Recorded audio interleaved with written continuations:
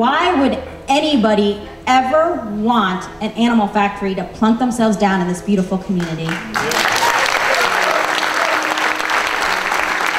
What do you value about living in this community? And it always comes back to the lake, to the clean water, to the clean air, to the quality of life. Why is this place special? Why have you chosen to live here? Really refocusing this community on what they truly value, and it is this beautiful treasure, Lake Superior, that you are so fortunate to live beside.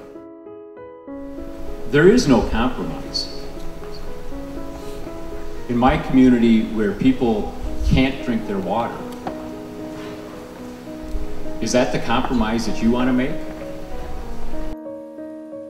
Recently, we headed up north to Bayfield, Wisconsin for the 19th annual Pie in Politics.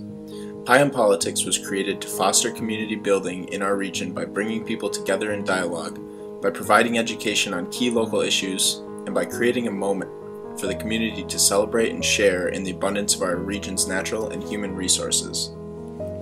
The focus of the meeting this year was on the protection of citizens' health by ensuring access to clean air and water. This year, the meeting focused on a battle common to communities in many areas of the country, the battle to keep CAFOs away. CAFO stands for Concentrated Animal Feeding Operation. These animal factories are always closely followed by a long list of social, environmental, and economic problems. In the middle of the litigation, I walked into work one day, right after the Bush administration took office, and I was told that I had to settle the case or abandon it altogether, drop it, and I had to drop all of the other investigations that they started against CAFOs. And I was stunned, I was furious. To explain the battle that Bayfield currently faced, Michelle Merkel stepped up to the stage. Michelle is a lawyer who used to work for the EPA until one day, agencies whose mandate it is to protect public health and the environment. And the worst moment in my career was when I flew out from Washington, D.C. to meet with the plaintiffs in a barn in Missouri to tell them the EPA was walking away from the fight. I quit my job over that case, and now I sue them. She is now the co-director of Food and Water Justice, which is the legal arm of Food and Water Watch, an organization dedicated to ensuring that we have safe water and food to consume. Michelle explained to us that the CAFO is being proposed by a company from Iowa called Reich's View Farms.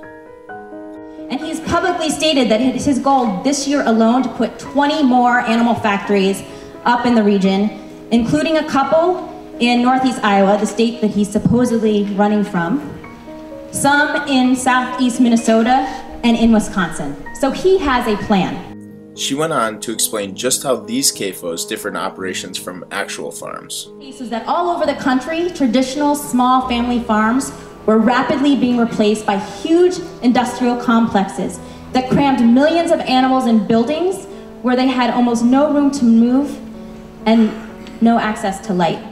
Often hear them referred to as factory farms, but they're not farms. I try to call them animal factories because there's nothing about this that is farming. That's not animal husbandry, and they're not interested in good stewardship of the land. In hog factories, the animals spend their whole lives on metal grates, and their waste drops to below the buildings in huge pits. In Missouri, it was then sucked out and dumped into huge cesspools that were 3 and 4 acres big and 20 feet deep. They then suck this toxic brew, and I say toxic intentionally because it's not just waste, it's antibiotics, it's hormones, the chemicals they wash the buildings out with, all of that gets dumped in these pits, and then that waste is sprayed onto cropland as fertilizer, untreated. But USDA studies tell us there's too much manure being produced in our country and not enough land to apply it to as fertilizer, so a lot of it runs off into our waterways. The proposed farm from Reich's is proposing some particularly unappetizing strategies. And that operation, in and of itself, by the nature of it, is a threat to you and your drinking water sources. They want to put 24,000 hogs here that produce anywhere from 6.8 to 9 million gallons of waste every year. Unlike Missouri, they're not going to put it in those big pits, they're going to store it underground, they say. And those types of operations have exploded because of the buildup of the methane gas. If they're properly vented, it means all of the toxic chemicals go into the air, and there are 19 residences within less than a mile from this operation. And health impacts, serious health impacts that have been documented at much greater distances. To see the effects of CAFOs on their surroundings, we need look no further than the disastrous effect that 16 CAFOs have had on Wisconsin's own Kewaunee County. You end up being Kewaunee County or worse. Lynn and Nancy Utesh are here. I'm sure it's hard for them to hear this. They are please stand up and be acknowledged. They are the warriors at the front of this battle in Kewaunee County.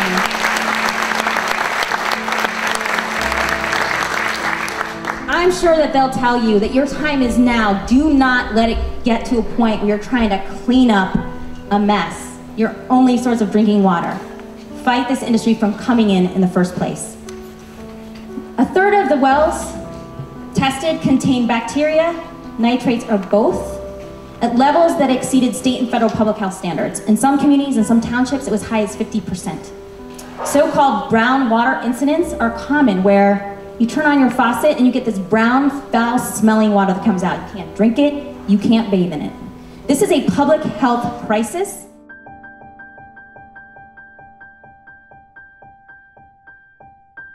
These horrifying stories are not unique to Wisconsin, however. We heard this story repeated for locations all across the country. Lynn Henning, a farmer from Michigan who has been honored with the Goldman Environmental Prize in 2010 for her work in the fight against CAFOs in Michigan, took the stage to tell us about the damage done by CAFOs to local and regional communities and their environments. 10,748,117 permitted animals in that watershed that produce 5 billion pounds of waste that goes into Lake Erie. The algae bloom broke out again last week to start in Lake Erie. It's a month earlier than it was last year. There's disease, viruses, bacteria, and pathogens. We have E. coli 0157 in surface and groundwater. We have infectious cryptosporidium in the water. We have giardia in the water. We have antibiotic resistance to 5 different antibiotics in the water that goes downstream.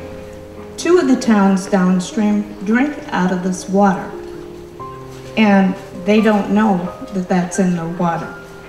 The lagoons are meant to leak. The NRCS will tell you that and tell you how much they leak into the ground daily.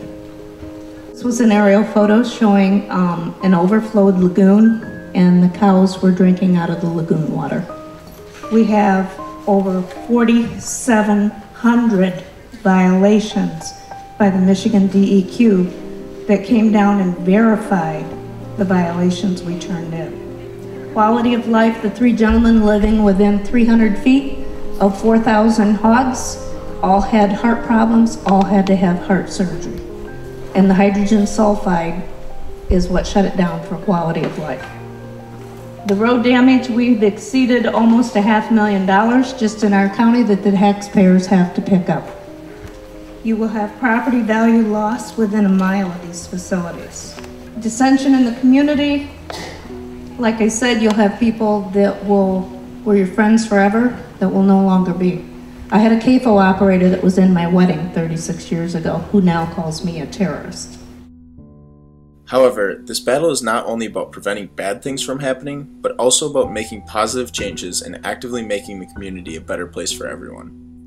Sarah Lloyd is a Wisconsin dairy farmer who is also a coordinator for the Wisconsin Farmers Union, and she came to talk about the benefit that small family farms have on a local community's social and economic infrastructure. She explained that the rise of CAFOs has caused a decrease in the number of local family farms. And it's essential that we have as many farms as possible because these are small businesses, they're active in their communities, they're economic engines, but they're social relationship engines.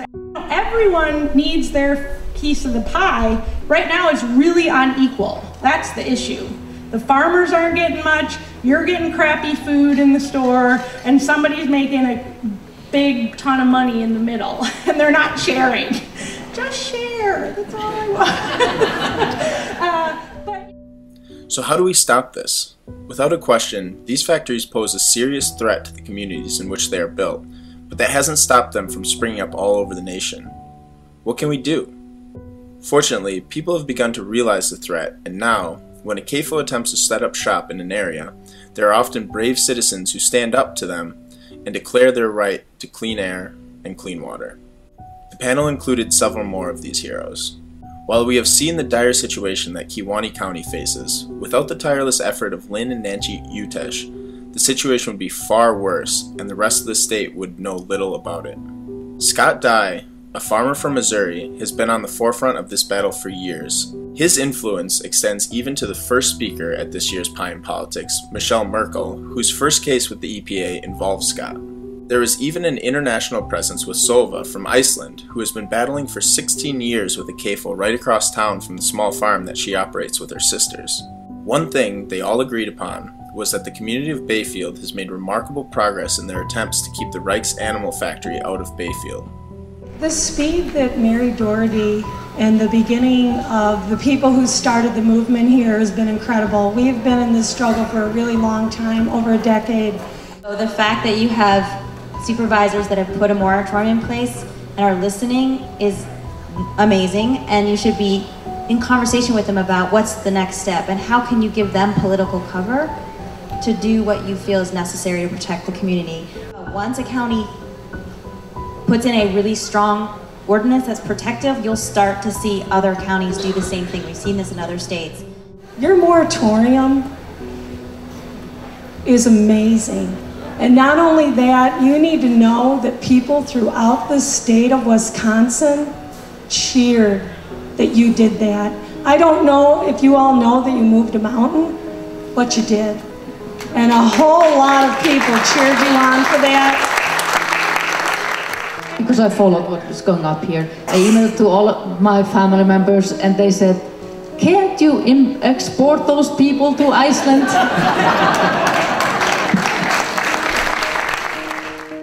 But they also agreed that this is no time to rest on one's laurels for Bayfield or for any other community facing an incoming CAFO. We have to keep fighting. But in that moment, I learned a very good life lesson. And that justice and fairness aren't a given. You can't sit back. It's something you have to constantly fight for, even when you're dealing with government agencies whose mandate it is to protect public health and the environment. That you really are responsible for the fate of your community. We need everyone to get engaged. You know, start with Farms Not Factories, sign our pledge. Choose where your food purchases are coming from. Law of the Iroquois Nation that says, in our every deliberation, we must consider the impact of our decisions on the next 7 generations. And vote. You know, vote with your food dollars and vote with your ballot. And the people in my community that are afraid to take a shower because it might get them sick if they have a cut on their leg. Is that a compromise that you want to make? But, you know, of course the local government said, well, we can't, you know, this is the future. I always remember, this is the future. Yeah, this is the future. And it doesn't have to be your future, I said. Well, they said, no, well, you know, we can't stop it. This is his land. And we said, well, this is our land. You're going to ruin it. 10% of the world's fresh water, and as he said, maybe we should start acting on it. There is no compromise for clean water. And that includes for us farmers. We must provide clean water for our neighbors. It is imperative for all of us. So you have to understand that when you take a stand, you've got to stand up for what's right. We need to fight the fires, but we also need to articulate and activate a vision that we want to be part of. And we are part of it every day because we're all eating food every day, and that makes us part of agriculture. I want you to see where you really want to be 10 years from now, because this is what you face one way or the other.